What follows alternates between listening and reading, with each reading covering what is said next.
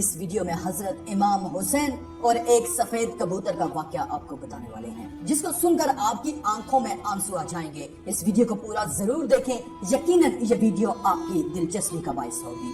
61 ہجری 10 محرم کے دن کربلا کے میدان میں جب حضرت امام حسین کا سر مبارک تن سے جدا کر دیا گیا، جب آپ کو شہید کر دیا گیا، تو فوجی یزید نے رسول اللہ کی صاحبزادیوں کو قید کر دیا اور امام حسین اور ان کے ساتھیوں کو بے گور و کفن زمین کربلا میں چھوڑ کر کوفہ اور شام کی طرف روانہ ہو گئے۔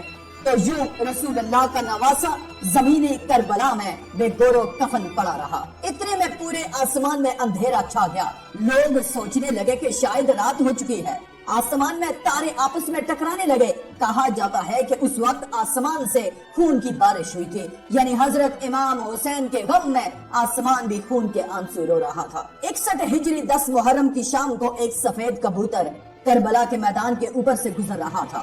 اس نے دیکھا کہ کربلا کی تپتی ہوئی زمین پر نواسہ رسول صلی اللہ علیہ وآلہ وسلم کا جسم مبارک میدان میں تنہا پڑا ہے۔ وہ کبوتر چیختا ہوا آسمان سے اتر کر زمین پر آ گیا اور دوسرے پرندوں سے کہنے لگا، قیامت آ گئی، امام حسین کو قتل کر دیا گیا اور رسول اللہ کے خاندان کا خون زمین کربلا میں بکھرا ہوا ہے۔ یوں کبوتر مقتل گاہ میں آ کر پھرنے لگے اور امام حسین کے غم میں رونے لگے، اور اس سفید کبوتر نے اپنے آپ کو حضرت امام حسین کے خون سے تر کر لیا اور واپس اڑ گیا۔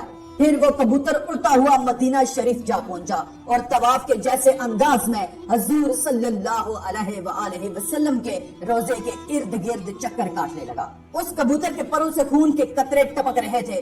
مدینہ کے لوگوں نے جب اس کبوتر کا حال دیکھا تو وہ حیران اور پریشان ہو گئے اور آپس میں باتیں کرنے لگے کہ آخر یہ معاملہ کیا ہے۔